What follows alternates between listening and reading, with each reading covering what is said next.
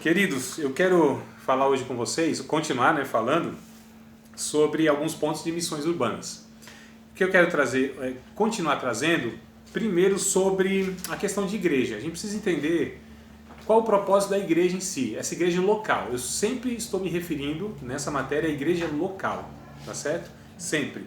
Inclusive a Bíblia, ela sempre vai tratar, quer dizer, não é sempre não, tem partes que ela trata e chama a igreja da igreja do corpo de Cristo como a igreja universal, né? A gente chama do corpo místico, que é o corpo simbólico, aquele que representa o povo de Deus, que são as pessoas que se reúnem dependente de onde for. Porque a gente sempre aprendeu, eu digo a gente sempre assim, porque eu vejo que isso é muito comum. Falar de igreja, o que vem na cabeça?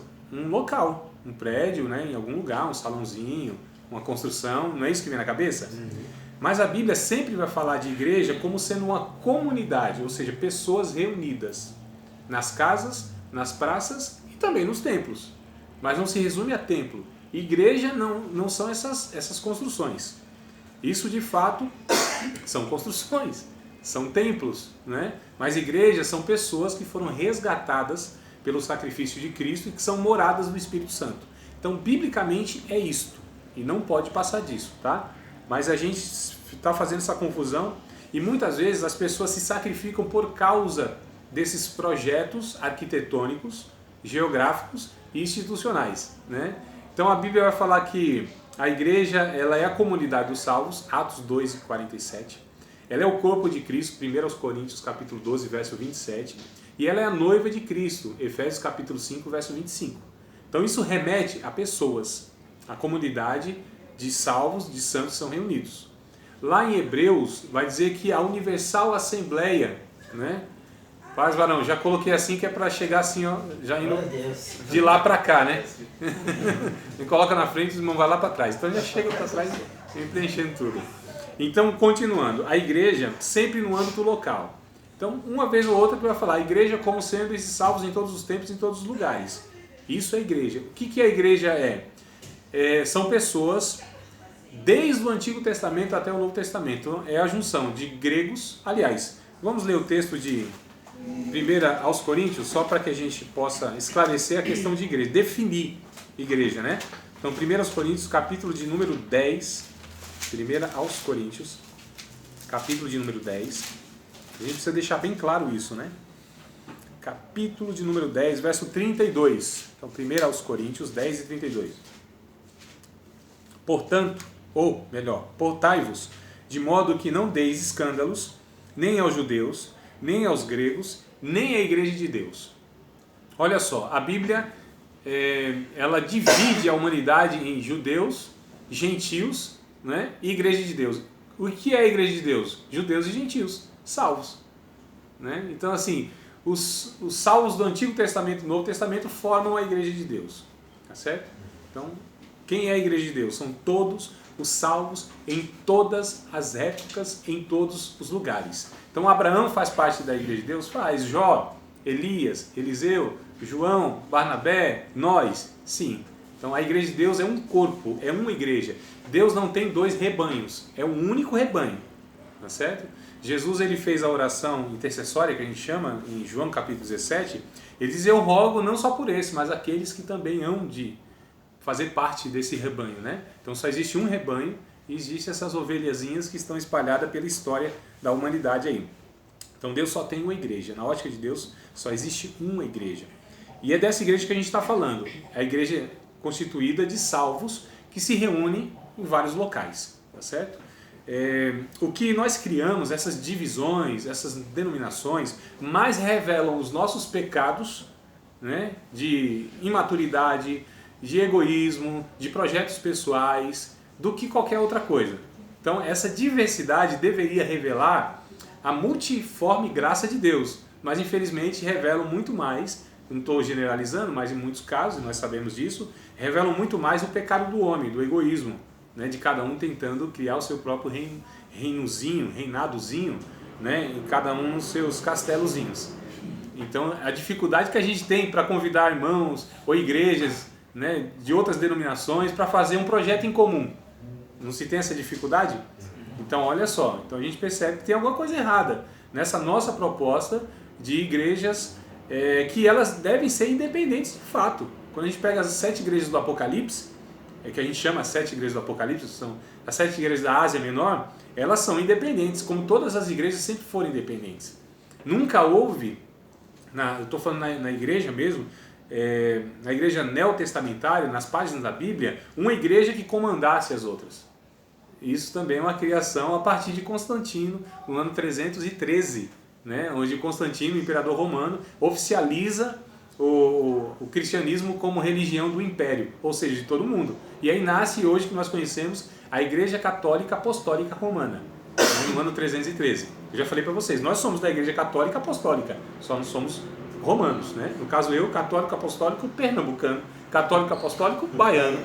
Então, mas nós somos da Igreja Católica porque ela é universal, a palavra católica quer dizer universal, né? Apostólica porque é fundamentada nos ensinos dos apóstolos, na doutrina dos apóstolos, né? Então não tem nada com esse negócio de localidade, então é católica apostólica, nós somos católicos apostólicos. Então na igreja local é onde a gente vai trabalhar essa questão de missões urbanas. Cada igreja é chamada por Deus para influenciar, isso a gente vê na história, tanto a história bíblica do Novo Testamento quanto a história desses 2000 anos. E principalmente depois da Reforma Protestante. É por isso que nós somos conhecidos como protestantes, por causa de 1517, onde Martinho Lutero ele vai lá e protesta contra todos aqueles dogmas, aquelas doutrinas da Igreja Católica, que era até então a Igreja mundial, sempre foi, né? Mundial, católica, universal, olha que coisa complicada. Né? E internacional, não. Tem que arrumar outro nome agora, né, irmão? Já tem tudo isso aí, né? Igreja intergaláctica, devia ser mais ou menos assim, né? Quer dizer, abrange tudo. E aí o que acontece? Então essa é a proposta. Então eu coloquei aqui, quando a gente trabalha a eclesiologia, que é uma matéria específica que vai contar, tem 2 matérias que vai falar a respeito da igreja em si. A história da igreja, história do cristianismo, ou história da igreja, melhor dizendo, porque a história do cristianismo ela é depois da história da igreja. Ela contém a história da igreja, mas a história da igreja é maior do que ela, porque o cristianismo é depois da igreja, entendeu? Não, mais ou menos? Onde começa a história da igreja? Não, a igreja eu estou falando aqui remetendo aos salvos. Né? Onde começa a igreja historicamente mesmo, assim, no Novo Testamento? Em Atos capítulo 2. Quando desce o Espírito Santo, ali é oficializado, a palavra não seria essa não, mas ali na história nasce a igreja, com a vinda do Espírito Santo. Jesus ascende ao céu, eles ficam lá por espaço de uns 40 dias mais ou menos, né? Lá orando e tudo mais. E aí o Espírito Santo vem ali, é inaugurada, a palavra é essa, é inaugurada a igreja na história no Novo Testamento. Atos capítulo 2. Então, aí passa-se 300 anos, onde a igreja de Cristo nunca teve um templo sequer. Não levantou uma construção sequer. Vivia inclusive nas covas, nas catacumbas, né? Tem um livro muito famoso, As Catacumbas de Roma, perseguido por todos os lugares. Então nunca construiu absolutamente nada. A partir sim, do ano 313, que aí as igrejas começam a construir os seus prédios e tudo mais. Que necessariamente isso não é ruim, né? Isso deveria inclusive contribuir para que a igreja de Cristo pudesse avançar de uma maneira mais adequada, com mais ferramentais. Então o que nós estamos falando? Existe a igreja de Cristo, melhor, existe a instituição. O que é a instituição? Tem CNPJ, tem um lugar, tem dia que se reúne, tem um lugar onde se reúne, aliás, né? Tem sua liturgia, tem o seu formato. Isso é instituição, tá certo? Isso é instituição. Então instituição é isso aqui, ó. CNPJ, a gente chama de organização. Existe a igreja. O que é a igreja? É organismo. Isso tem vida, né? São salvos, são as pessoas. Então, enquanto nós estamos aqui nesse espaço, aqui, nós estamos como igreja. Quando nós saímos daqui, só fica o prédio, a igreja saiu. Então, a igreja é ambulante, né? A igreja é peregrina. A igreja não se resume a um espaço. Nós nos reunimos neste lugar, no caso nós aqui, para estudo uma vez por semana, como igreja, em torno da palavra de Deus. E aqui nós estamos cultuando a Deus e louvando a Deus por meio do estudo da palavra. De vez em quando tem um cântico, não é o nosso caso, né, aqui, mas a gente põe um cântico. Aí se torna um culto com vários elementos. Mas onde estiver 2 ou 3 reunidos em nome de Cristo, Jesus disse, estou no meio, isso aqui é a igreja. Então tem igreja que ela é mais volumosa, menos volumosa. Tem igreja que só tem 2 ou 3, tem igreja que tem uns 300, 3.000 que se reúnem em nome de Cristo, né?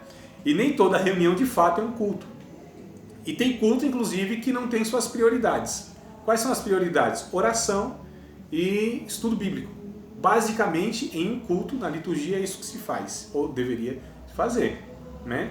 A gente sabe que tem culto aí que a gente chama de culto Martinho da Vila, né? Canta, canta, minha gente. É 1h45 mais ou menos de música, de cantoria, e uns 15 minutinhos uma palavrinha, né, Francisco? Só para não deixar assim... Só para falar que não leu a Bíblia. É.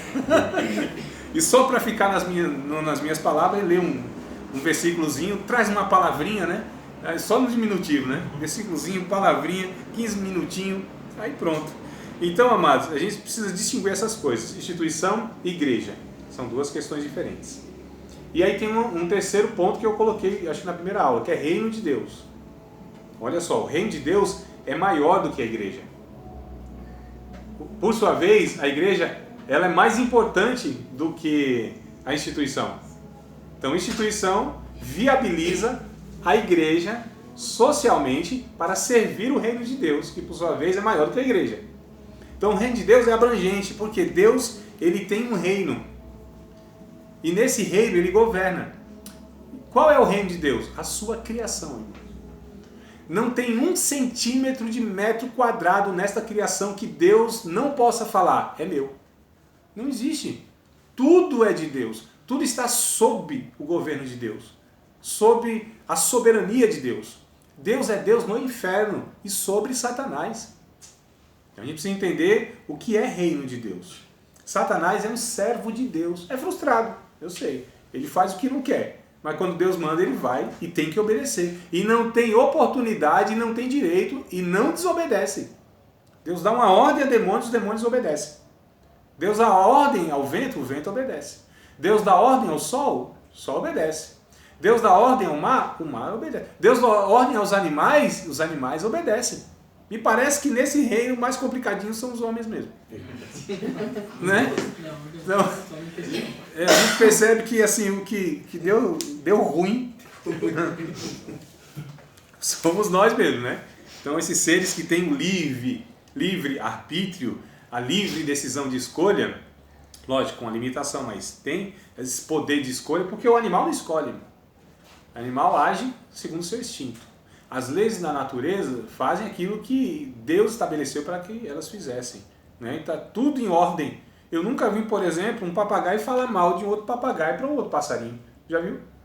Então, olha, os animais não desobedecem, não pecam nisso, na fofoca. E nós, muitas vezes, deixamos a desejar. Né? Então, assim, na criação de Deus e no reino de Deus, está quase tudo ordenado.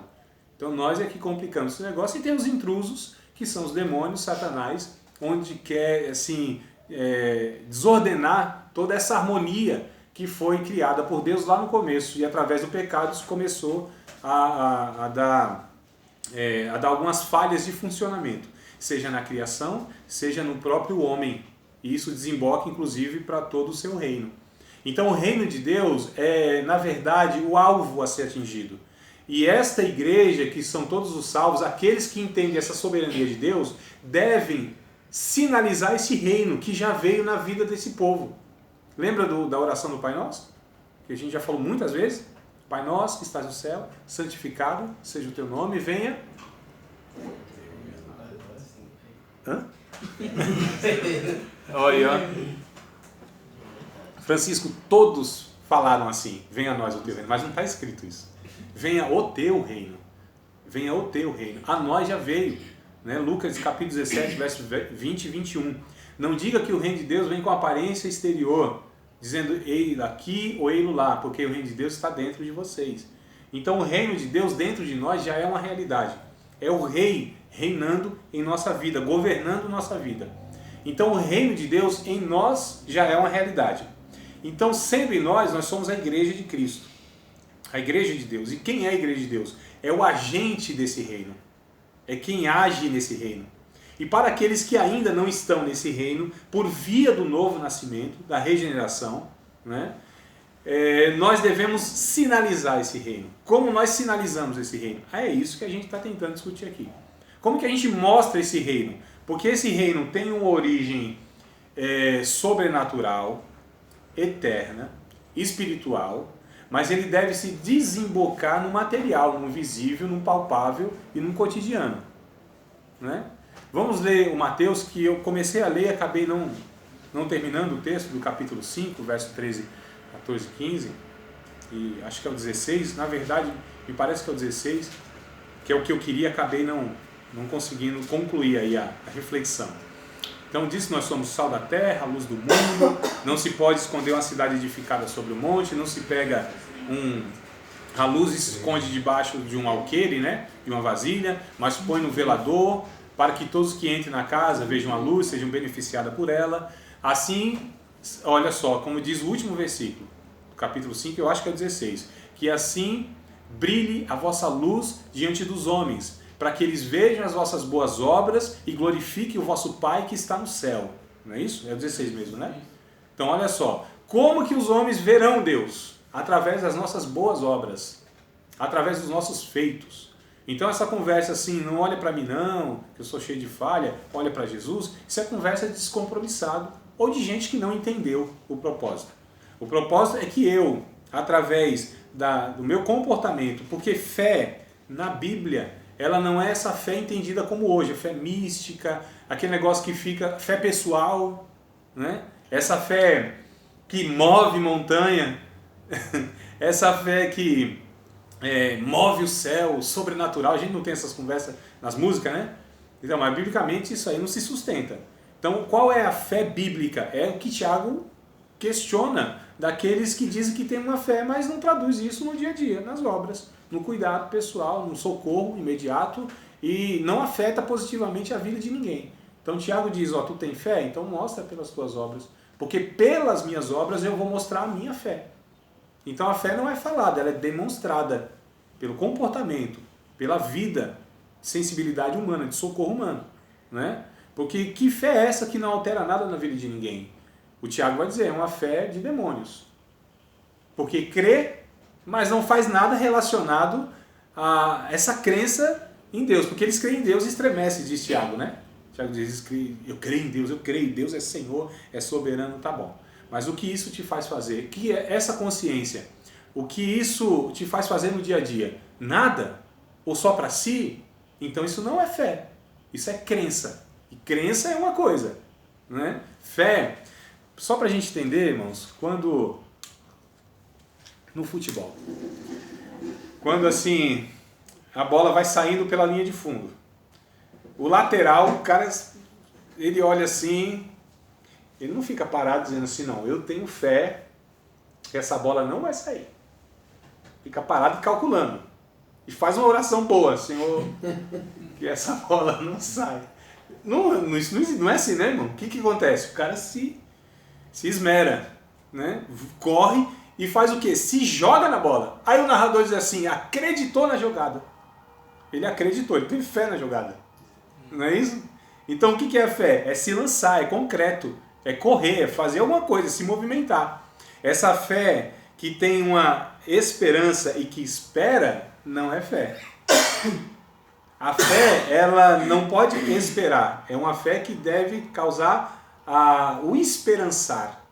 Que é enquanto eu creio, eu faço a partir daquilo que creio. Porque faço pelas minhas convicções e não por causa do resultado e nem só para me beneficiar. Isso é a fé bíblica. Ela tem que se concretizar, irmãos. O Tiago vai dizer, tem alguém passando fome?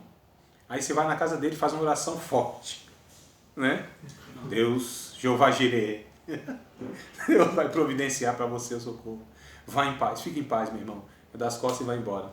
E o Tiago diz, que coisa é essa? Fé sem providência é o corpo sem espírito. É inoperante, é morto. Então isso não é fé, é uma crença mística, pagã, equivocada, que não faz nada para beneficiar o próximo. Está entendendo, amados? Então é isso que a gente está discutindo aqui. Que a igreja de Cristo deve sinalizar o reino de Deus. Como que a gente sinaliza o reino de Deus? Precisa mostrar, é concreto. Né? Pelo nosso estilo de vida, por como a gente vive. Como que esse mundo vive? Em um egoísmo extremo, num capitalismo que você precisa juntar muito dinheiro e você vale pelo que você tem, não é? Sejam de diplomas, sejam de bens e seja de dinheiro no banco. Pelo que você adquire, pelos bens que você vai amealhando. Então, nesse mundo, especificamente capitalista, e na nossa sempre foi assim, o homem sempre foi materialista. Mas ele usa pessoas para adquirir essas coisas, né? E para si, que é pior ainda. Então se revela muito mais esse egoísmo. E a igreja, ela é justamente uma comunidade. O que quer dizer isso? Quer dizer que ela tem tudo em comum. Que ninguém que participa dessa comunidade tem nada em falta. Porque aquele que tem reparte com aquele que não tem. Lembra de Atos dos Apóstolos, capítulo 2? Não era exatamente isso, irmãos, que acontecia? Né? É. A gente está tentando reproduzir isso na nossa vida, né, Jabes? Vamos lá, mano, me ajuda aí. Não, mas até lá também tinha alguns que não. Tinha alguns até que chegava lá na teologia mais refinada, mais teórica, a gente diz assim, deram uma de migué, entendeu? De migué e tal, a gente vendeu uma propriedade, vem trazer aqui aos pés dos apóstolos, né? Vendeu por quanto? Foi por tanto. Tá. Então vocês acham que estão tratando aqui com homens. Vocês acham que estão mentindo a homens, vocês estão mentindo a Deus. Puf, caiu o camarada. Aí vem a mulher, depois de um tempo, e diz assim, então, meu marido veio aqui trazer alguma coisa, né, Pedrão? Veio trazer sim. Então, ele trouxe aqui, foi por tanto, não foi? Foi por tanto. Então, tá vendo, ó, os homens aí, ó, enterrar teu marido agora, vai te enterrar também. Puf, caiu duro. Olha, é sério o negócio. Para Deus fazer isso, aquilo é literal. Deus matou, foi Deus que matou. Não foi o Pedro, não. Foi o Espírito Santo que matou aquelas duas pessoas, porque é muito sério o que eles estavam fazendo. É muito sério. Eles estavam tentando enganar uma comunidade de fé que estava nascendo do Espírito. Um povo que estava sendo recriado com a nova natureza. Que estavam apontando o Evangelho de Jesus Cristo e o Reino de Deus. É muito sério, irmãos, essa questão. Muito sério. Então, quando nós usamos os recursos que Deus deu à igreja, Deus vai responsabilizar todas as pessoas, os governantes, por exemplo, e pessoas que deveriam beneficiar a sociedade e roubam a corrupção, aproveitam o que não é dele? Lógico que vai. Mas a igreja, muito mais ainda. Porque aqui a proposta é uma nova humanidade. É uma comunidade nascida do Espírito. É aqueles que são responsáveis para sinalizar o reino de Deus para aqueles que não conhecem Deus. Então, o pecado em nós é muito mais grave, muito mais danoso e muito mais hipócrita do que aquelas pessoas que não conhecem Cristo. Nosso pecado é muito mais grave, porque a gente peca contra o maior conhecimento. É muito mais danoso, porque prejudica as pessoas em nossa volta e os recursos que nós recebemos deveriam beneficiá-las. E mais hipócrita, porque enquanto a gente denuncia o pecado dos outros, do mundo, dos ímpios, a gente peca não podendo pecar dessas. Aliás, pode pecar de maneira nenhuma, né? Mas é muito mais complicado o pecado daqueles que deveriam apontar o reino de Deus e fazem o contrário, não é?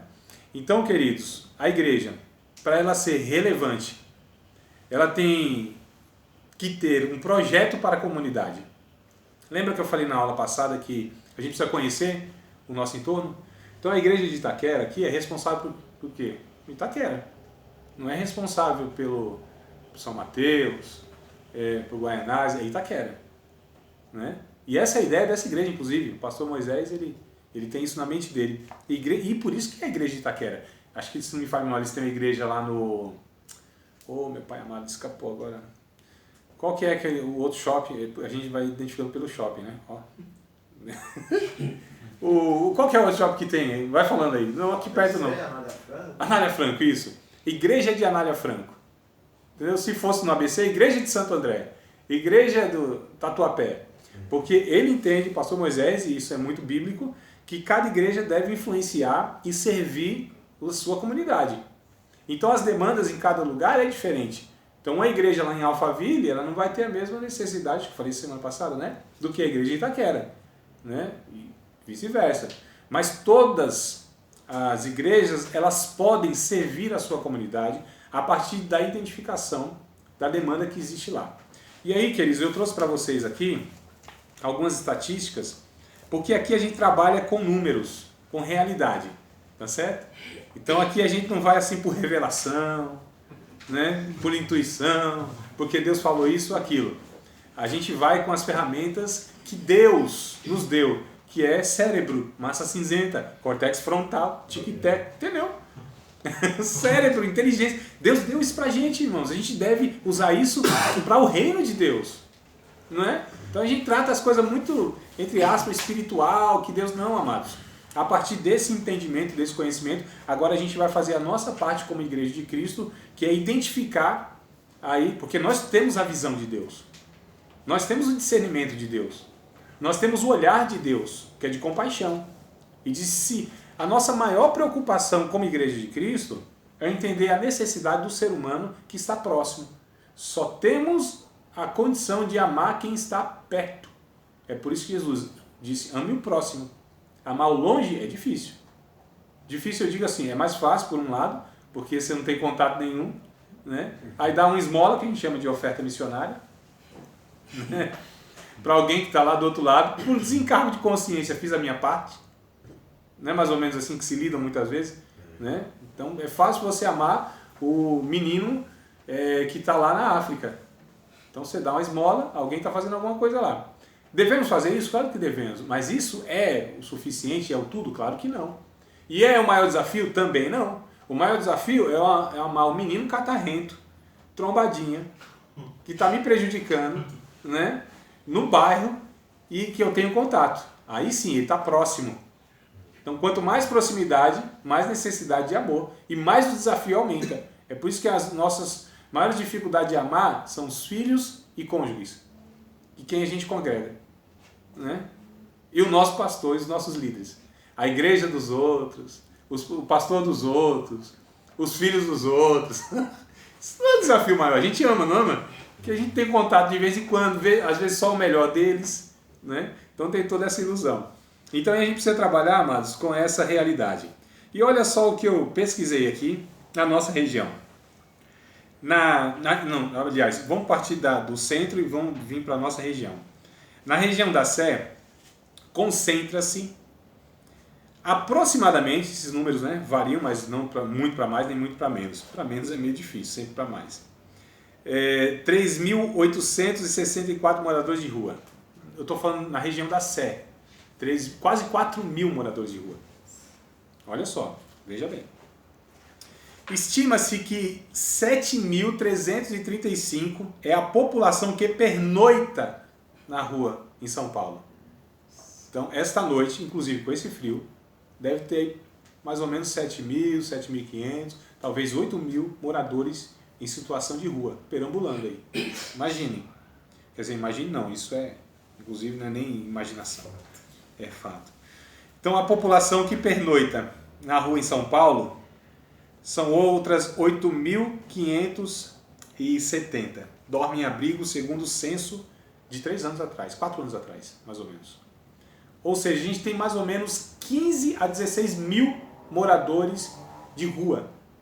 Em São Paulo, irmãos. Cidade de São Paulo. Eu não estou falando estado de São Paulo.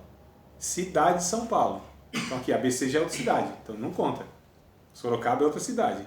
Guarulhos é outra cidade. Estou falando São Paulo, cidade de São Paulo. 15 mil moradores de rua. É gente, não é não? Famílias inteiras. São homens e adultos. São famílias inteiras, bebês. Aqui na região do Bresser, na Radial, vocês devem, quem passou lá, é impossível não ver um negócio daquele. Quase que está se criando um bairro ali de tendas, não é? Então, há anos atrás, quando eu comecei esse trabalho com moradores de rua, eita meu Deus, e agora? 2005 mais ou menos. 2005. Então fazem 12 anos, é isso? Eita, não, 14 anos. É isso mesmo, né? 14 anos atrás eu comecei esse trabalho com moradores de rua. Ali estava iniciando, então você via uma tendazinha aqui e outra lá. Hoje você vê um bairro ali. E quando a gente ia naquela época, 14 anos atrás, você via uma tendazinha, um homem, uma mulher e 4 filhos, irmãos. Bebês, inclusive. Imagina num frio desse. E é onde a gente mais intensificava, né? E aqui existe uma urgência maior ainda, por conta do frio. Então, olha só. Isso vem crescendo ano após ano. Então hoje nós temos aproximadamente 15 a 16 mil, ou até um pouco mais. Veja bem, é uma realidade. Estima-se que há pouco mais de 100 mil moradores em condição de rua no Brasil. 100 mil moradores. Isso aqui é tudo pesquisa, tá, irmãos? Não é assim na imaginação, no chute, não. Isso é pesquisa. Inclusive eu dou as fontes para vocês, essas fontes que são confiáveis, né, científicas. 100 mil moradores de rua no Brasil. É muita gente, não é? 100 mil moradores de rua. Vivendo como animais nessa jeita. Estima-se que aproximadamente 1.800 usuários de droga vivem na Cracolândia. Então só naquela regiãozinha ali da Luz, sabe? Helvétia, né? Aquilo que a gente vê na reportagem aí já faz muito tempo. 1.800 dependentes de crack vivem ali. 44% fizeram referência a conflitos familiares. Ou seja, por que essas pessoas... Por que a gente precisa entender tudo isso, irmãos? Não é assim, lá levar um sopão, levar um cobertor, levar uma roupa. Fizemos a nossa parte e está tudo certo. Isso é desencargo de consciência. Isso é ineficaz. Isso é emergencial, mas não resolve o problema dessas pessoas. Ô André, mas isso não é o governo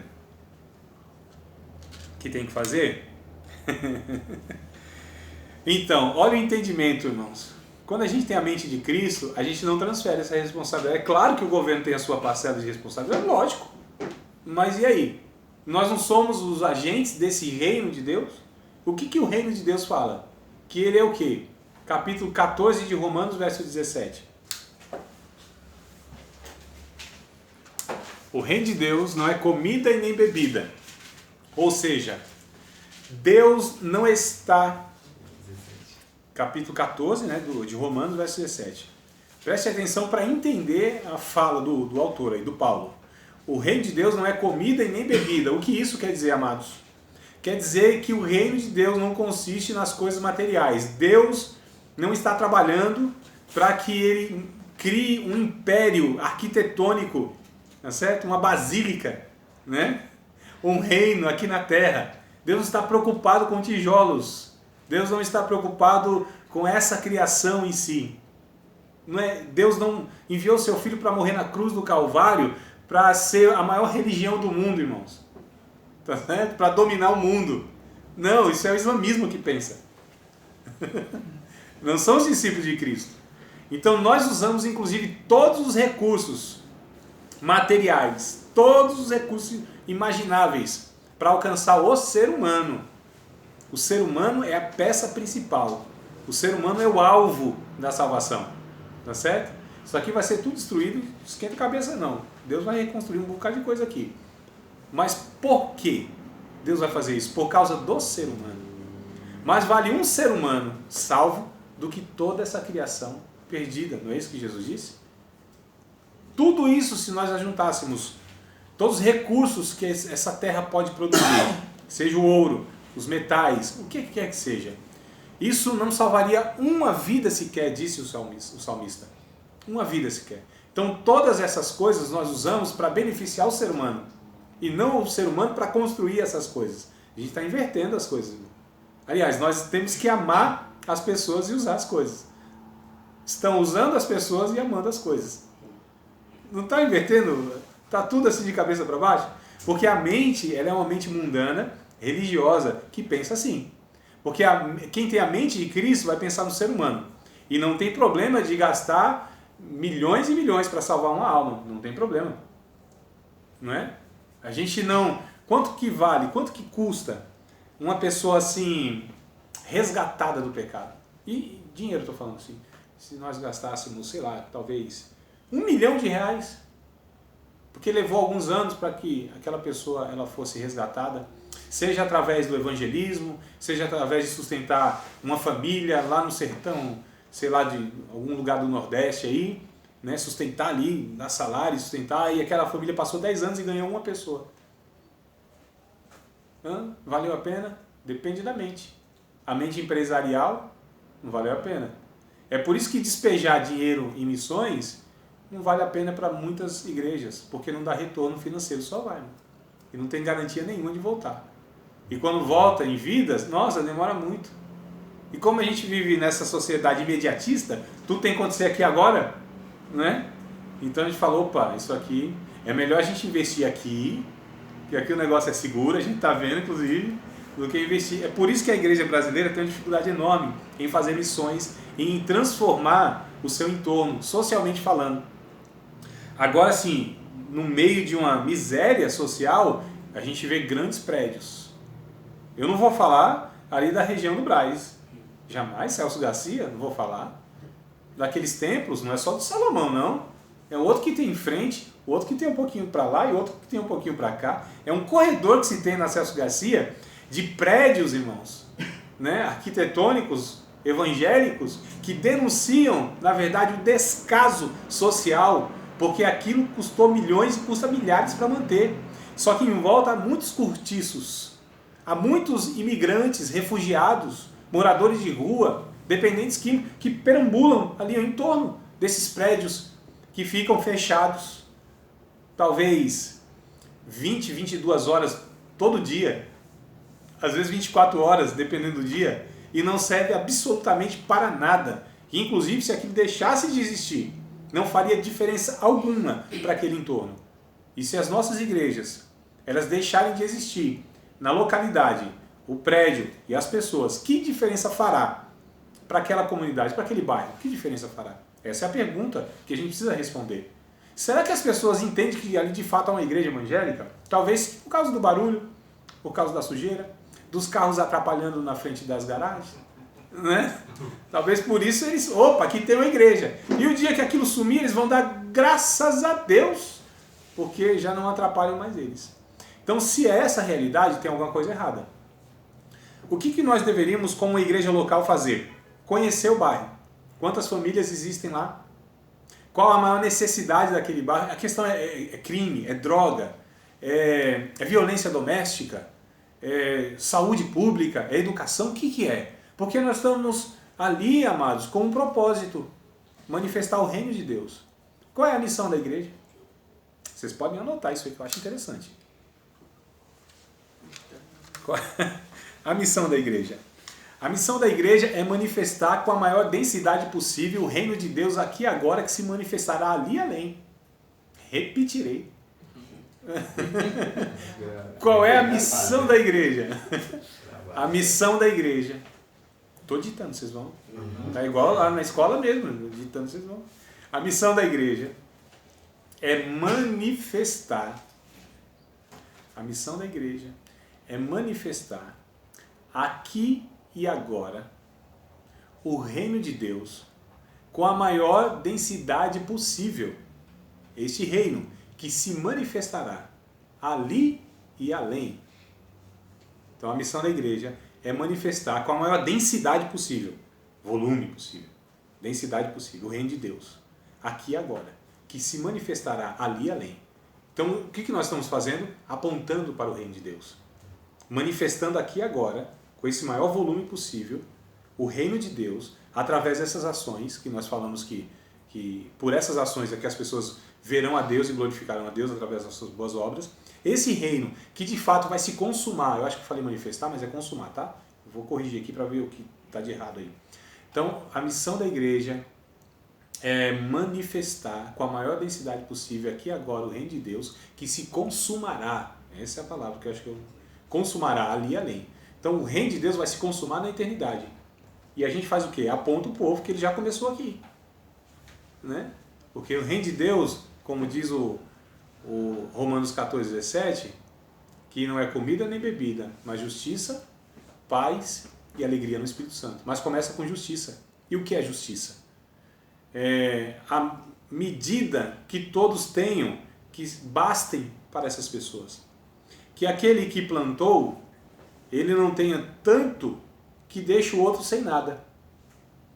Agora, lógico, fala assim, mas André, cada um não produz diferentemente? Sim, cada um produz diferentemente. Mas no reino de Deus, tanto o Antigo quanto o Novo Testamento, quando eu produzo mais, eu desfruto, sim, dessa produção. Não pode atar a boca do boi que debulha, diz o texto bíblico, né?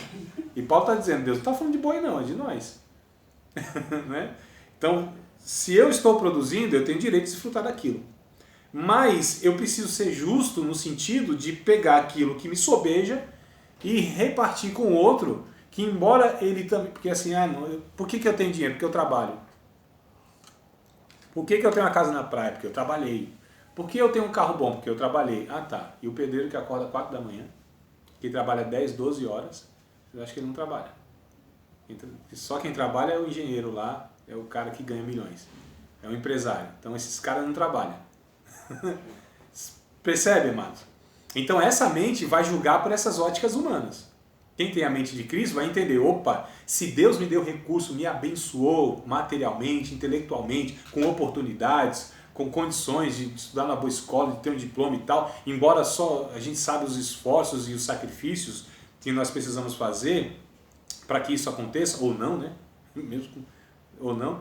Mas eu como cristão, eu entendo, Deus me deu o privilégio de ter tudo isso. Eu não posso ver um semelhante meu, eu não posso ver um ser humano em mais semelhança de Deus, não ter um mínimo de dignidade para viver. Um mínimo, irmão. Então a mente de Cristo vai nos trazer essa realidade.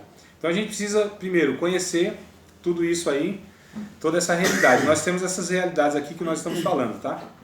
Então, qual é a realidade que se tem no bairro? Bom, fez-se então uma pesquisa na Cracolândia, né? Essas pessoas, muitas delas tiveram uma causa ou causas e elas foram diagnosticadas, as causas eu digo, como perdas. Essas pessoas não souberam lidar com perdas de cônjuge, de filho, de pais, né? Perdas inclusive talvez de um emprego, alguma coisa assim. Inclusive amanhã eu vou falar sobre depressão e suicídio numa palestra e a gente vai tratar sobre... Irmãos, nem todo mundo consegue lidar com as dificuldades e as perdas da vida. E muitas delas partem para uma fuga das drogas e álcool e um bocado de coisa. Então, o que foi diagnosticado? Essas pessoas elas não souberam lidar com as perdas, com divórcio, violência e abandono. Muitos desses usuários. Então, olha o que a gente tem que identificar, a raiz das coisas. Tem lá o trabalho da Cristolândia, né? A Igreja Batista faz lá na Cracolândia há muitos anos, onde tenta resgatar essas pessoas através do Evangelho e tal, ressocializa, reintegra a sociedade e tudo mais. Tá, mas ali é enxugar gelo. Você recupera lá 4, 5, 6 e tá indo mais 10, 20, 30 lá. Então você vai enxugando gelo. Você precisa agir na causa. Diga. Talvez pode ser egoísmo meu, mas não conta também a nossa escolha? Da pessoa que está ali, da pessoa que perdeu algo e precisar de ajuda antes dele ir se jogar nas drogas? Sim. Ou se jogar na rua do jeito que muitos têm? Não, tudo é escolha, né, Jabs? Tudo é escolha. Agora sim, irmão, a gente precisa entender a fragilidade das pessoas. Nem todas têm a mesma estrutura. Porque uma coisa é você falar assim, não, esse cara aqui, ele teve uma perda aí do seu pai e ele não foi para as drogas. Continua a vida. Tá. Mas esse camarada que muitas vezes teve uma família estruturada, que teve uma boa educação, que teve alimento na sua infância, que teve boas escolas, que teve um amparo familiar, que teve todas as condições sociais favoráveis. Lógico, a gente não vai dar conta de todo caso, cada caso é um caso. Eu só estou tentando comparar para falar, existe sim diferenças. Existem coisas, fatores que vão contribuir. Né? Como pode ser você pegar uma pessoa que teve uma vida toda adversa, desde sempre, mas essa pessoa não foi para esse caminho. Então assim, é muito relativa essa questão. A questão é que nem quando a gente coloca, não, todo mundo teve a escolha, então assim, essa escolha, ele é culpado por conta das suas escolhas. Tá, tudo bem. Cada um é responsável pelas suas escolhas. Mas assim, as condições foram as mesmas que eles tiveram. Eu vou trazer uma questão aqui, não é nem para discussão não, só para a gente perceber que existe alguma coisa a mais isso aí. Cotas para os negros, para os pretos na faculdade. Fala, não, calma aí, então isso é injusto. Você está privilegiando um grupo na sociedade. Será que é privilégio? Ou será que é uma dívida que o Brasil está tentando, uma indenização que está tentando fazer lá por conta de 1888, quando houve a Lei Áurea e todos os negros foram jogados na margem da sociedade, e aí criou-se uma lei da vadiagem, porque aquele que não estivesse trabalhando iria preso. Aí você pega a população carcerária, mais de 75% são de negros. Pega a periferia também. Aí você percebe, aí você vai rastreando tudo isso, né? Então você percebe que as condições não são as mesmas. Essa que é a questão, irmãos. É entender um todo. É um pouco complexo, né? É por isso que nós precisamos entender toda uma realidade. É por isso que a gente precisa ter um olhar mais amplo. Que a gente não veja só, tá aí porque quer, porque é vagabundo, porque eu não sei. Não, é muito. Pra gente julgar dessa forma é muita injustiça. Porque a gente está colocando todos debaixo de uma mesma régua e falando, não, todos. Por que ele escolheu assim? Pô, eu não sei. Preciso saber história, conhecer história, né? Então a questão é essa, irmão. Quando a gente percebe que tem pessoas que têm suas fragilidades, como nós temos. É quando a gente julga um por conta de um pecado, é porque na verdade a gente está achando que aquele pecado ele pecou porque é vagabundo mesmo, é safado mesmo. Não, irmãos, não se justifica nada. Eu não quero justificar coisa alguma de ninguém. Eu só estou tentando entender um todo que é muito mais complexo do que esse negócio, ó, tá aí porque quer, porque é vagabundo. Irmãos, vocês não têm noção, só têm noção de quem já foi viciado, seja no álcool, seja no crack, seja na cocaína. Que escravidão horrenda. Quem não passou por isso não tem noção. É um negócio absurdo. Quantas pessoas querem, quantos amigos meus queriam, mas não conseguiram? Queriam, com lágrimas. Quantas pessoas que a gente evangeliza vai falar, fala assim, ô meu irmão, eu queria tanto deixar essa vida. Eu perdi meu filho, perdi minha esposa, perdi meu emprego. Vocês acham de fato que aquelas 1.800 pessoas estão lá como zumbi, vegetando, porque de fato assim são vagabundos, não querem nada com nada? Vocês acham?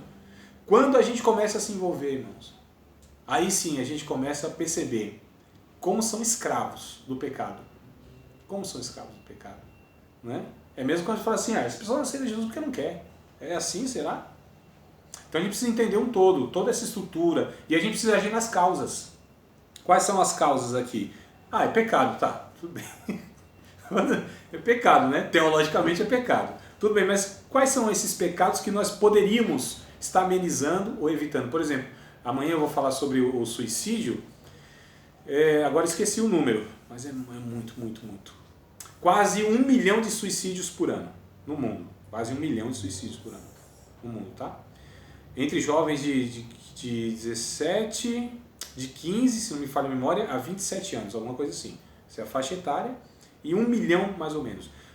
Todos, sem exceção, desses 1 milhão de suicídios são evitáveis, ou poderiam ser evitados. Todos, sem exceção. E aí a gente vê muitos fatores. E o que eu estou dizendo aqui é o seguinte, nós poderíamos evitar uma série de consequências se nós identificássemos elas na raiz. Então, problemas familiares, eu estou falando da igreja. O que a igreja pode fazer, por exemplo, na questão da família? Ensinar sobre paternidade, papéis na conjugalidade. Eu estou falando sem esse negócio de igreja, de evangelho. A gente pode falar desses valores nas escolas, irmãos. Eu estou falando, estou dando palestra em escolas sobre prevenção de drogas. Tá certo? Prevenção de drogas. Para crentes e não crentes. Né? Aí a gente entra na questão familiar, fala de paternidade. Não estou falando de um pai crente, estou falando de um pai, de um homem, como deve ser, o seu papel de provedor, em todos os sentidos. Né? A maternidade, sobre o papel do filho. Então são valores que nós devemos levar, porque nós sabemos que a partir do desprezo desses valores, a educação está do jeito que está, a sociedade está do jeito que está na criminalidade, essas coisas contribuem e a gente poderia amenizar. Enquanto a gente prega o evangelho, enquanto essa pessoa não se converte, a gente poderia amenizar os impactos do pecado sobre a vida dessas pessoas. Estão entendendo qual é a proposta de Missões Urbanas? É isso, irmão. Continua pregando o evangelho. Jesus salva, você é pecador miserável, precisa aceitar Jesus, senão você vai para o inferno né, direto. Você vai para a condenação eterna. Tudo bem, mas enquanto essas pessoas não aceitam Cristo, o que a gente faz? A gente mantém elas vivas para que o Espírito Santo alcance essas pessoas. Estão entendendo? Não vai dar para aceitar Jesus. Não tem como, né, vocês? Então, foi o que Deus sempre fez com a gente. Na verdade, irmão, quem está em missões? É Deus. Não somos nós. A gente chama na teologia de Missio Dei, né? A missão de Deus. Então a missão de Deus é resgatar o ser humano. Mas Deus Santo olhou para o ser humano e deveria fulminá-lo por causa da sua santidade, que ele é justo. Sua justiça cobraria o pecado e fulminaria. O que Deus fez? Não, eu preciso usar de misericórdia. E eu preciso manter esses seres humaninhos pecadores vivos para resgatá-los. Exatamente isso que a gente está fazendo, ou tenta fazer como igreja, que é o que Deus sempre fez. Nos tolerou na sua santidade, nos suportou no seu amor, né? Nos manteve vivos, porque assim, quando Adão peca, o que a santidade de Deus devia fazer, a justiça de Deus, é fulminar ali, acabou o ser humano. Vou criar de novo. Não ia dar certo. Não fez com Noé? Não acabou, zerou o mundo? Deu um reboot, assim, um Mas reset? aí, se ele criasse de novo e não desse o livre-arbítrio, né? Aí não seria relação de amor, né? Eita Deus. O problema está aí, né, Jabson? Porque o problema está em que Deus, não é que o problema está na vontade de Deus, mas o problema está justamente em Deus criar ou querer que essa sua criatura se relacionasse com Ele por amor. Então é impossível uma pessoa se relacionar com a outra por amor sem ter a liberdade, inclusive, de não amar. Ou seja, a escolha. Então Deus poderia criar robô, aí esse negócio, ele teria menos dor de cabeça. Mas ele não decidiu fazer isso. Os anjos, da mesma forma, criou esses seres. Há dois seres na criação de Deus que têm a escolha, né? Os anjos e os homens. Os animais, por exemplo, não têm, como eu disse. Os animais, eles não podem escolher fazer nada, eles fazem por instinto. É por isso que quando o leão mata um hiena, não vai para o tribunal para ser julgado por um homicídio. Ou um hienicídio, né? Hiena, né? Zebras, zebrinicídio, não vai. Tem hoje tudo quanto é sídio aí, né? Então assim, não vai, porque é instinto, não tem como. Agora nós decidimos. Então por causa das nossas decisões, nós somos responsabilizados por ela. Então o problema foi esse, Deus criou uma criatura que quis se relacionar por amor. Agora, o interessante é que a oportunidade de escolher o correto nós tivemos em Adão. Aí eu já estou pensando, Adão, se fosse eu, não ia dar essa mancada, não. Sei não. Eu sei, ia dar. Tu, eu, qualquer um de nós. É a mesma massa, é a mesma natureza.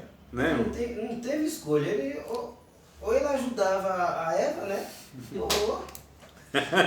Ia ser o primeiro divórcio da história. Já estaria ruim no negócio, né? A questão, queridos, é o seguinte, é que nós estamos em um ambiente onde o pecado é uma realidade. É fato. É por isso, inclusive, que a oração do Pai Nosso é venha o teu reino.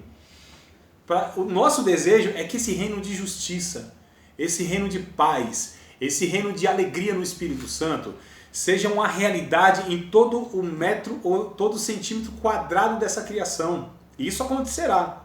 Lá no futuro, Cristo implantará isso. Nós não implantamos coisa nenhuma, nós só sinalizamos.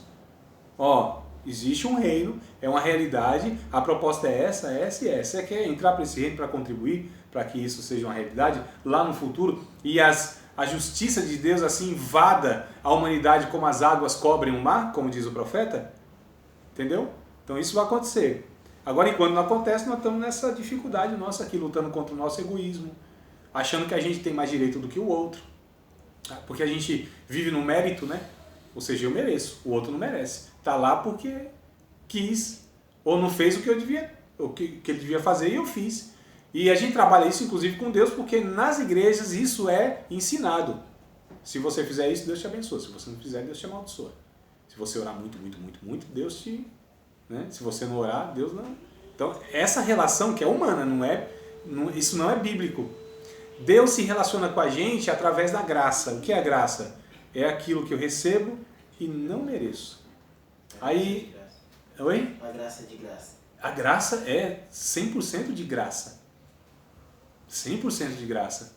Ou seja, eu não fiz absolutamente nada para merecer o que Deus me deu a vida. O que eu fiz para merecer a vida? Para existir.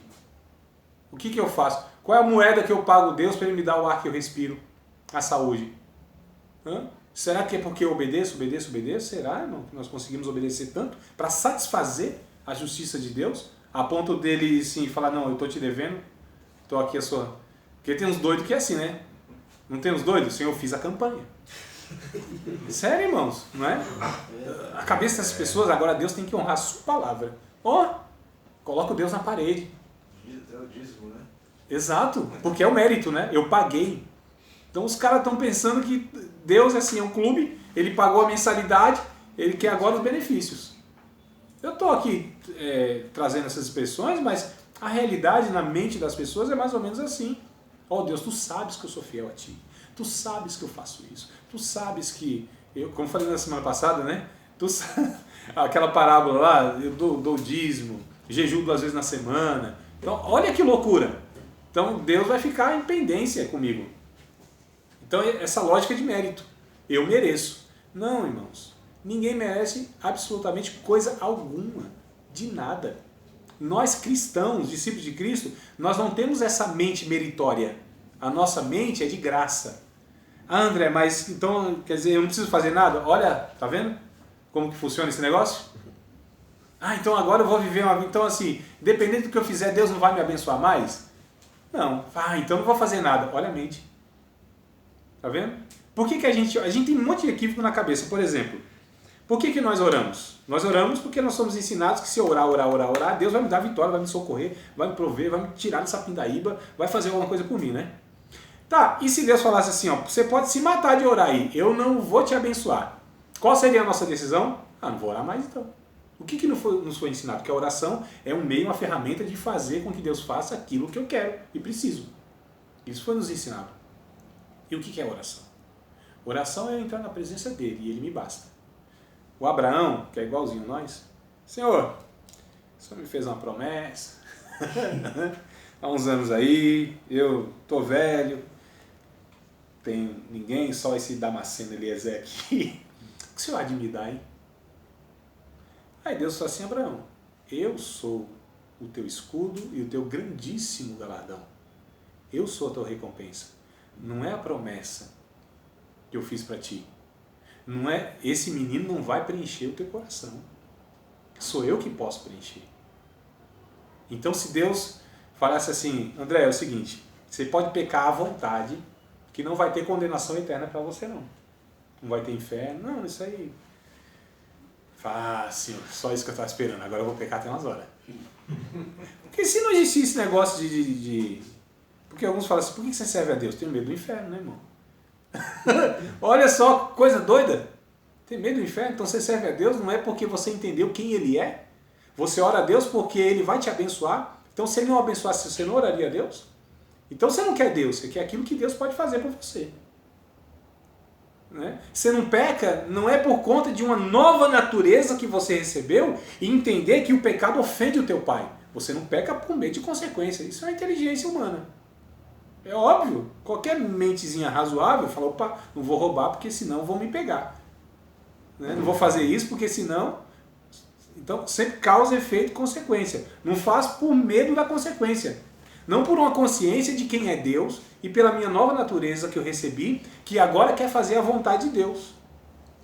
Vocês estão entendendo, amados, os equívocos e as confusões que vão colocando na nossa mente? E isso é raciocínio religioso. Então aí a gente vê também na parte de Abraão, quando Deus fala tudo isso para ele, e lá na frente ele dá o filho, mas prova ele, né? Prova, é. Para ver onde estava o coração dele. Exato. Então, aí é que tá, né? O ser humano. Isso. E ele tinha uma esperançazinha. Ele falou assim, não, eu vou matar esse menino. E é mesmo, que o cabra era macho. Eu vou matar isso aqui mesmo. Mas o Hebreus vai dizendo, ele cria que Deus poderia ressuscitar, ia ressuscitar. Que ia. Então olha a mente lá, né? Eu vou matar aqui porque meu coração não está nesse menino. Mas eu vou orar a Deus e Deus vai ressuscitar esse menino. Mas aí ele usou a fé dele. Sim. Aí foi obediente a Deus. Obediente. Aí, essa obediência, ela não é meritória, é uma obediência por conta de entender quem é Deus, que é o Senhor. Então ele deve ser obedecido. Então a nossa obediência não é querendo algo em troca. Senhor, obedeci, agora... Não, eu obedeço porque eu entendo quem é Deus. Ele é Senhor da minha vida. Ele é Deus. O que resta em relação a Deus? Obedecê-lo. Porque Ele sabe o que é melhor para mim, eu não sei. Então eu reconheço que Ele é meu Senhor. Porque Ele é meu Senhor, também Ele é meu Salvador. Não tem como eu tê-lo como Salvador sem ser meu Senhor. Não tem. Na teoria tem, na prática não funciona. Se Jesus ele é meu Salvador, Ele é meu Senhor. Porque quando Ele não é meu Senhor, Ele não é meu Salvador. Ele só é meu Salvador porque agora eu sou o servo dele e Ele é meu Senhor. Entendeu? Pedro, por exemplo, no capítulo 16 de Mateus, Ele disse, Jesus perguntou, quem diz aí os homens que eu sou? Ah, Senhor, uns aí dizem que o Senhor é Elias, é João Batista, é Jeremias, não, um profeta desses aí, bruto. Tá, e vocês? Porque o mundo falar de quem é Jesus não importa muito não. Dos discípulos, o que os discípulos pensam de Jesus? Essa é a maior preocupação de Jesus. O que esses meus discípulos pensam quem eu sou? E vocês? Ah, Senhor, tu és o Cristo, o Filho do Deus vivo. Ah, Pedrão, filho de Jonas, tu é bem-aventurado, hein? Porque o que tu falaste agora não foi nem da tua carne, foi o Espírito Santo que te revelou, tu é bem-aventurado. Aí tem Pedrão disse, agora acertei, hein? Agora, pense, agora estufou o peito, você tá vendo, rapaziada? Eu sou usado pelo Espírito Santo, Deus revela os negócios para mim. Aí Jesus, a conversa continua, né? Você entrega na mão dos principais aí, dos príncipes e tudo mais, você entrega aos sacerdotes. Aí Pedrão disse, não, Senhor, que isso não te aconteça. Para trás de mim, Satanás. Tu que só entende as coisas dos homens e não as de Deus. Irmão, eu fico pensando, como que o cara fala assim, tu és Deus? E aí, quando Deus fala assim, ó, então vai acontecer isso, isso. Não, Deus. Como que eu falo não para um Senhor? É possível? Não é possível. Se é Senhor, é só sim. Sim. Sim. Sim. Se eu falo não, não é Senhor, irmãos. Vocês estão entendendo a loucura do próprio Pedro, inclusive? E a nossa também, que a gente vai nisso aí. Ah, mas Deus disse que é para viver assim. Não, Senhor. Como não, meu irmão? Calma aí, você está chamando o Senhor, está dizendo não para ele? Então ele não é Senhor. E se não é Senhor, é bem possível que não seja Salvador também. Ah, mas tem gente que tem Jesus como Salvador e não tem como Senhor. É impossível isso. É impossível. Se nós somos salvos de fato, nós temos um Senhor. E o nosso Senhor disse, vá a toda criatura, pregue no Evangelho, viva assim, assim, assim, assado. Sim, Senhor. Sim, Senhor. Sim, Senhor. Sim, Senhor. Quando eu quero reger a minha vida, então eu estou dizendo, não, Senhor. Está entendendo, amado? Que loucura que a gente está vivendo muitas vezes. Morrendo e dizendo sim. Sim, e achando que está vivendo, inclusive. Aqui que é o grande problema. Então a igreja de Cristo, o evangelho verdadeiro, faz com que a gente se volte para as pessoas, irmãos, para o ser humano. E não cobre delas coisa alguma. O amor não cobra nada. O amor não faz em troca de nada. A Bíblia diz, o amor tudo sofre, tudo suporta. Tudo crê, tudo espera. Né? O amor não duvida. No amor não há temor. Então o amor o que é? É o meu sacrifício unilateral em relação ao outro. Como que esse amor se dá? 1 João capítulo de número 3, versos 16, 17 e 18. João, Evangelho, capítulo 3, 16, todo mundo sabe, né? Porque Deus amou o mundo de tal maneira que deu seu Filho unigênito para todo aquele que nele crê não pereça, mas tenha vida eterna. Coisa bonita. Mas o 1 João não é tão bonitinho assim. Capítulo 3, versos 16, 17 e 18. Ele deu a sua vida por nós. Também nós devemos dar a vida pelos nossos irmãos, uns pelos outros. Meus filhinhos, se alguém tiver bens no mundo, é no mundo ou do mundo? O verso 17. Bens no mundo, é 1 João, é carta, tá? É no mundo, do mundo. Quem tiver bens do mundo e ver o seu irmão necessitado e lhe cerrar o coração, como estará nele o amor de Deus? Meus filhinhos, 18. Não amemos de palavra e nem de língua, mas por obra e em verdade. Irmão, só desenhando para ficar mais claro. Não tá, o que é o amor aí? É se eu tenho condição de socorrer alguém e não faço, não, mas eu amo. O que João está dizendo? De boca, de língua? Não. Obra e em verdade. Tem bens no mundo, vê o seu irmão necessitado, cerra o coração, como estará nele o amor de Deus? Que conversa é essa? Eu amo a Deus e aborreço meu irmão. É mentiroso, está em trevas, não viu a luz, não conhece Deus. Olha, irmãos, isso é João que está atrapalhando esse epístolo aí.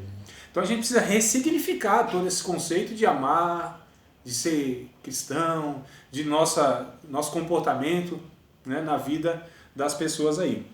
Então a gente precisa entender isso aqui.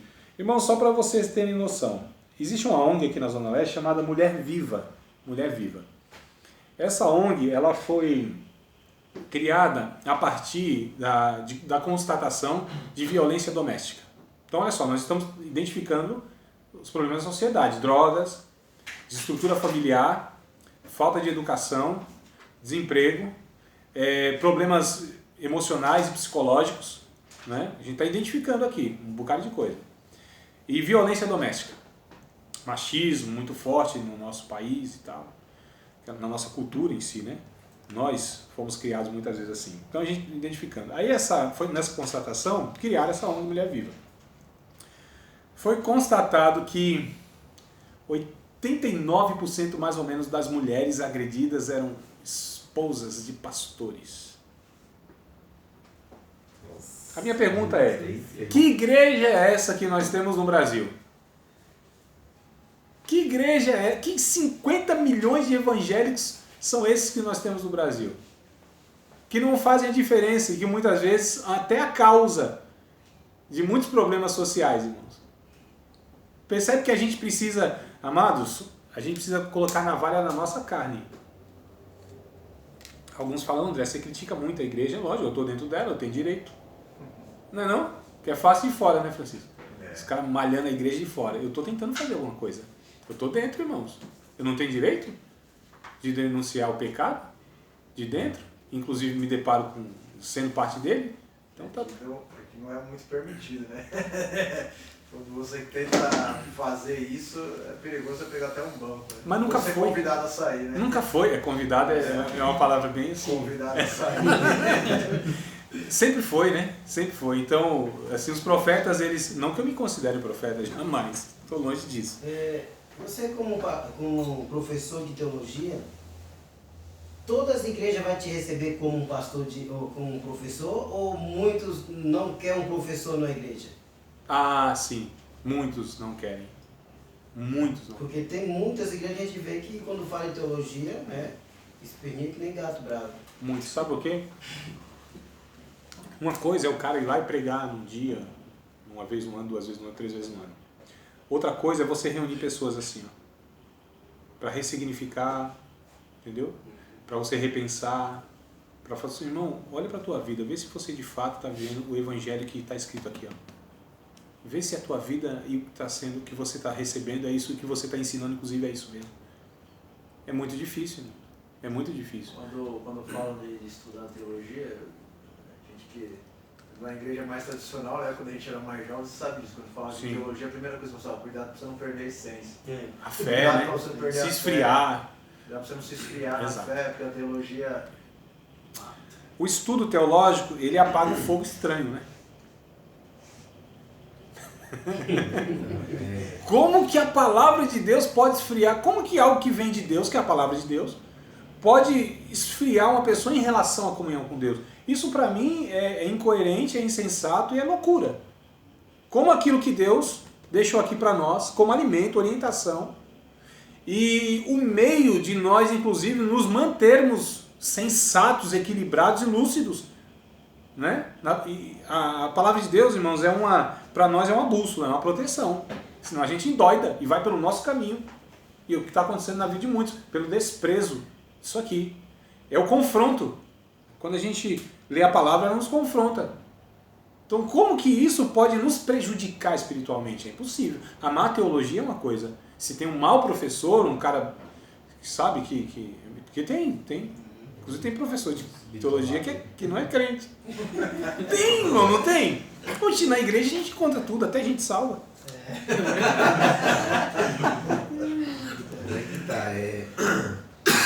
Eu não estou tanto tempo assim na teologia, uns 3 anos, mas cada coisa que eu aprendo, tipo, me incomoda tanto porque eu começo a identificar coisas que pra mim era tão normal e a teologia tipo, me fez abrir os olhos. Que nem essas coisas, tipo, olhar assim e falar, nossa, mas se ele está fazendo isso é porque ele está pensando mais no dinheiro do que na alma. Isso. Sendo que podia pensar diferente. Então, com esse pouquinho que a gente já aprende aqui, já quer mudar o mundo, e com tantas e tantas igrejas e milhões, se todo mundo tivesse esse pouquinho de consciência, não era para estar do jeito que está. Porque o que a gente faz, irmãos, no estudo? A gente pega a Bíblia e fala, a Bíblia diz isso, tá? E a nossa realidade é essa, então como que a gente vai fazer? Então vamos converter a Bíblia. Né? Então, como que a gente vive nas nossas comunidades de fé? Como que a gente usa todos esses recursos? A gente está usando assim, assado, tá? Mas o que a Bíblia diz? É isso aqui? Algumas coisas aí não é, então. O que não é, então adequa a Bíblia. Não a Bíblia adequa a isso. Entendeu? Então, a reflexão, porque nós precisamos parar, irmãos. Parar, se deparar com a vontade de Deus, comparar com a nossa vida diária, e aí falar, opa, esse é o espelho. Então, Tiago, capítulo de número 1, verso 21, 22, 23, 24, 25, 26 e até o 27. Vamos ler o texto? Conhecereis a verdade vos libertará. Eu gosto muito de cantar, não tenho nada contra a música não. Embora eu cante mal pra caramba. Né? Eu cante mal pra caramba.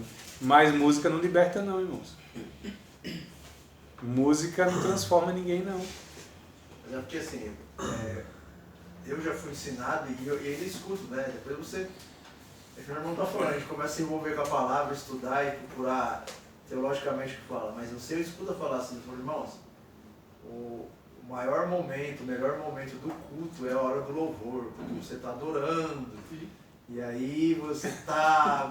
né, já tá movendo o Senhor ali no trono, no final, tá... Move Deus. Então, É emoção. Essa alavanca é muito grande, né? Aceito Cristo, já vai lá na emoção. E aí você falou, aí o coitado do pregador tem que se virar em 15 minutos para poder trazer a palavra que ele ficou o mês inteiro estudando para levar. É muito complicado porque a gente tem vários equívocos, né? Nós fomos, muitas vezes, muitos de nós, ensinados errado, fato. Não fomos ensinados, não, todo mundo foi ensinado. A questão é se foi ensinado de uma maneira correta ou não. Né? Tiago, né? Capítulo 1, verso 21 até o 27, rejeitando toda a imundícia e acúmulo de malícia, recebei com mansidão a palavra em voz enxertada, a qual é poderosa para salvar as vossas almas. E não sejam somente ouvintes esquecidos. Olha que coisa interessante. Como um varão que olha o seu rosto natural no espelho, foi-se e esqueceu-se de quem era. Mas aquele que ouve e pratica a palavra, porque quem ouve e esquece é semelhante a esse varão. Mas quem ouve e pratica a palavra é bem-aventurado no seu feito. É muito interessante essa passagem, principalmente acho que deve ser o verso 27, que religião pura mesmo e verdadeira é cuidar dos órfãos, das viúvas e guardar-se da corrupção do mundo. Recebendo a palavra que é poderosa para salvar as nossas almas. Sendo ouvintes não esquecidos, mas praticante. Porque quem ouve e não pratica é semelhante a esse homem, que olha o seu rosto no espelho, foi-se e esqueceu de quem era. Mas quem ouve e pratica, esse é feliz naquilo que faz. Religião mesmo, cuidados. Irmãos, nós devemos tratar todas as pessoas igualmente? Sim ou não? Todas as pessoas devem ser tratadas igualmente? Sim ou não? Então, sim. Numa visão de amor cristão? Sim. Sim. Tá bom. Não, isso é uma pegadinha, é para provocar mesmo. Não, porque... eu sei, é uma pegadinha. Eu tô aqui para provocar vocês. Mas que tem uma da raiva, dá. Eu tô aqui para perturbar a cabeça de vocês, porque na perturbação é onde a gente para e repensa. Porque naquilo que é muito óbvio, isso não nos incomoda e não mexe com as nossas, eu digo assim, com aquilo que a gente tem, é assim mesmo. Não, eu falo, não, André, mas como a Bíblia não diz que a gente não pode ter acepção de pessoas? Sim, mas não é isso que eu estou dizendo. Olha só o que eu quero trazer aqui na reflexão. Nós tratamos todos igualmente? Não. A não ser que tivesse todos a mesma condição. Lembra da questão, Jadson? Então, por exemplo, os iguais nós tratamos igualmente. Os desiguais nós tratamos desigualmente na medida das suas desigualdades. Vou aqui explicar de uma maneira mais prática. Concurso público, né? Você vai na escola, prestar lá aquela prova tal de 60, 90 questões, tá bom. Se todos são iguais, todos devem ser tratados igualmente. Mas e se tem desiguais lá? Eles não podem ser tratados igualmente. Vou dar um exemplo. Um cadeirante tetraplégico. O cara quer prestar o concurso. O que ele precisa ter? Uma pessoa que o auxilie. Né? Então vai ter que ter alguém para escrever. Então, ou da questão da prefeitura, do governo, quem está organizando, vai ter que providenciar uma pessoa para auxiliá-lo. Ele tem direito de prestar aquilo lá. Então vai ter que ter uma pessoa que escreva. Ele dita e ela escreve. Então essa pessoa tem uma pessoa que o ajude. Ela está sendo tratada desigualmente em relação aos outros. Porque os outros são iguais. Deve ser tratado igualmente. Mas esse desigual tem que ser tratado desigualmente na medida da sua desigualdade. Compreenderam? Mas aí no caso ele não está precisando? Sim. Então não deve ser tratado igualmente. Então todos não devem ser tratados igualmente. Então nós tratamos, por exemplo, aquele que está na periferia, não igual que a gente trata aquele que está lá em Moema. Ah, não, aí também não. Você entende? A questão social que eu estou dizendo aqui, irmãos. É a questão social. Então a gente tem que ver esse Eita. Como que fala? Vai esse cara Nivelamento, desnivelamento. Isso, nivelamento, desnivelado. Aê. Isso. De vez em quando enrosca, né? Então tem um desnivelamento. A gente precisa desnivelar. Colocar no mesmo nível. aí. Eu estou falando aqui da questão social, queridos. Tá certo? Esse é o sentido aqui. Então, existe um bairro que não tem infraestrutura, saneamento básico no caso. A gente precisa identificar lá qual é o problema. É de educação? É de segurança? É de saúde? Se nós temos a ferramenta arquitetônica, prédio, se nós temos pessoas capacitadas, a gente deve pegar toda essa estrutura, porque não é possível que Deus nos deu tudo isso para nós.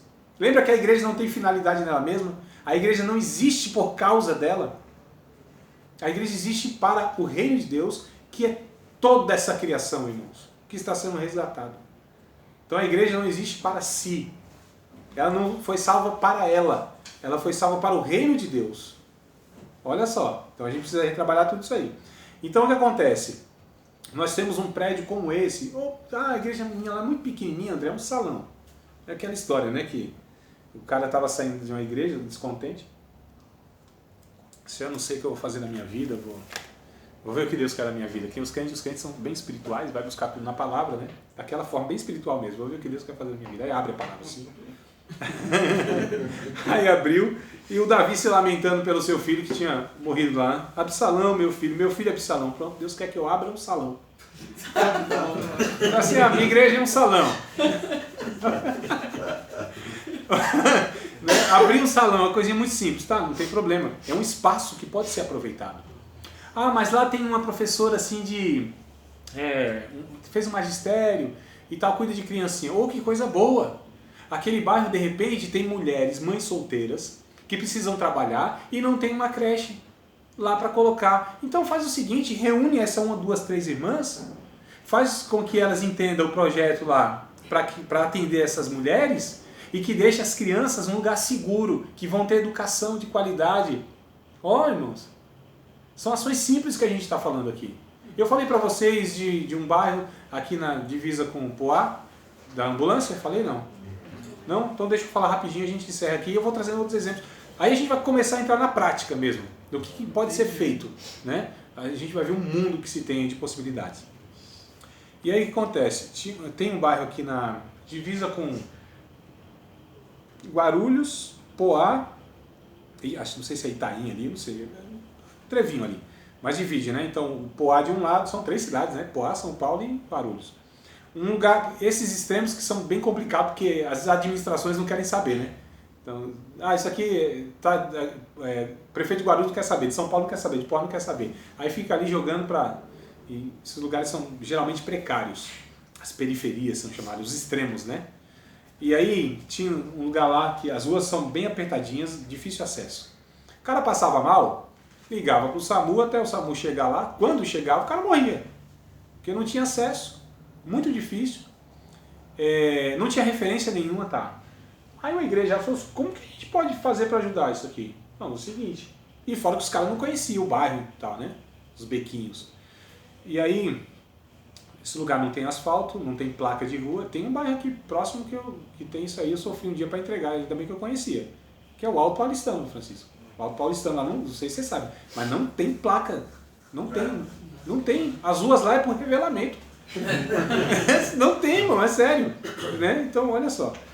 Aí o que acontece? Vamos fazer o seguinte, vamos ajudar. O que está acontecendo? A gente está morrendo aqui por falta de socorro, porque o socorro não consegue chegar. Fizeram uma vaquinha na igreja, arrecadaram lá 3.500 conto. Que compra com 3.500 reais. Compraram uma carcaça de uma Kombi lá, só o pó da rabiola. Tá bom. Tinha um irmão funileiro na igreja, disse, não pode deixar que eu dou um talento. Arrumou, funilaria, o mecânico arrumou, tal, deixaram lá, fizeram uma ambulância na Kombi. Coisa linda. Opa, que bom. A gente já tem então uma ambulância aqui para o bairro. E agora, você é de motorista, né? Ué. Tinha um bocado de motorista na igreja lá. Aí, não lembro se eram 9, 12, era um bocado de motorista. Vamos revezar. Não é todo dia que você vai ter. Só que ela precisa ficar disponível 24 horas. E ninguém escolhe passar mal ou morrer na hora do comercial, né? Segunda a sexta, né? Então, feriado o povo morre, domingo o povo morre, 3 da madrugada o povo passa mal. Morre não era pra morrer. Então o que acontece? Aí fizeram uma escala lá. Então o cara, tipo assim, 4, 5 vezes no mês, ele disponibilizava 8 horas lá como voluntário motorista. Ele ficava lá, ligou para a igreja e os caras são moradores do bairro, conhecem. Chegava rapidinho, um veículo menor e tal. Diminuir, irmãos, as mortes. Olha que ação simples. Simples. Então são essas ações que eu vou propor para vocês que nós como igreja podemos fazer. Com a igreja com 1.000 membros ou com 10 membros. Um monte de rio de dinheiro que entra na igreja ou uma merreca que mal dá para pagar o aluguel e água e luz lá. A gente pode fazer alguma coisa. O problema não é o dinheiro, o problema não são as estruturas. O problema é o coração. Mas como é que eu vou te perguntar assim? E essas ações que a igreja tem que fazer, isso não significa necessariamente que é pensando exclusivamente essas pessoas vão ser salvas. Depende disso. Não, né? A gente está servindo o ser humano. Você não vai atender ali, vamos dizer, numa obra social 500 pessoas e necessariamente aquelas 500 pessoas vão aceitar Jesus e vão ser salvas. Não. Ou vão querer seguir o evangelho. E se elas não aceitarem? Nós continuaremos fazendo. Por quê? Porque Jesus nos falou para fazer. Jesus nos falou. Nós acabam parando por conta disso, né? Porque não tem um resultado salvístico, se você quer que exista essa palavra. Eu não estou salvando ninguém aqui. Francisco, não é assim, ó. Certo, então deixa quieto. Eu chamo de evangelismo de emboscada. Tem as pessoas passando necessidade, então você vai distribuir cesta básica. Né? Aí lá, o cara pegou uma cesta básica no outro mês. Aí o cara não vem mais para a igreja. Falou, não vamos dar uma cesta básica, não está vindo para a igreja. Isso é o quê, irmão? Egoísmo, interesse. O cara não veio para a minha igreja, não ajudo. Então a gente estava ajudando por conta de uma consciência e por um entendimento e um amor, não. É porque eu queria que ele aceitasse Jesus. E se ele não aceitar, não ajudo mais. Isso revela o quê? Nosso interesse egoísta e não a mente de Cristo. É o evangelismo por emboscada. Você põe a cesta básica, a pessoa vem lá, pega a cesta básica e Jesus neles. Entendeu? É emboscada. Então assim, se essas pessoas não aceitarem Jesus, nós vamos amá-las, cuidar. Nós vamos apontar o reino de Deus. Falar quem é o Cristo. Se elas rejeitarem, é outra conversa, é elas com Deus, não são mais conosco. Nós como discípulos de Cristo, nós agimos como Cristo. Já pensou se Jesus só curasse, só libertasse, só abençoasse, só desse o pão para aqueles que iam aceitá-lo? Já pensou? Ia ser muito complicado, né, irmão? Então a gente precisa primeiro conhecer quem é Cristo para viver como ele viveu. Para desejar o que ele desejou, para sentir o que ele sentiu e para fazer o que ele fez. Nós somos discípulos de Cristo, devemos fazer as mesmas coisas, pensar as mesmas coisas, sentir as mesmas coisas que Jesus cantou. Vocês entenderam, irmão, então a questão? Então é nesse tom que a gente vai daqui para frente e vamos falar. Alguns podem pensar assim, isso não é assistencialismo? Não, eu vou trabalhar isso mais para frente. Não é só ajudar por ajudar? Não, também. Calma que a gente vai trabalhar tudo isso aí. A gente precisa fazer uma triagem, conhecer, saber de fato que nem sempre esse ajudar é o ajudar. E não é ficar alimentando, não é o paternalismo que o brasileiro tanto gosta, né? Ah, tem quem ajude, então vou me encostar aqui. Não é isso. Isso são ações emergenciais para que a gente consiga, de fato, reestruturar essa pessoa ou este bairro, para que aqui isso se multiplique e ajude outros e outros e outros e outros. Entendeu? Então, uma árvore, hoje eu tenho, não tinha, hoje eu tenho, eu vou ajudar. Tem uma hora que você encheu a botija ali, daqui a pouco... E a questão assim, a gente vai pensar numa rede, irmãos, que se deve criar, o que se tem, na verdade, né? Essa rede, onde eu não faço tudo sozinho, a minha igreja não faz tudo sozinho. Então, nem sempre eu consigo ter uma casa de recuperação, eu consigo ter lá uma creche conveniada, uma escola não sei o que, nem sempre, mas essa rede de relacionamentos, esse interesse, o bem comum que a gente procura, né? Aí a gente precisa, inclusive, dialogar, que é a dificuldade que a gente tem, fora da igreja, né? Dialogar com outras pessoas. Porque o que nós estamos entendendo aqui é que nós, como discípulos de Cristo, nós devemos servir a comunidade, a sociedade, servir o que Jesus fez. É parte diaconal da igreja, né? Então a gente vai nesse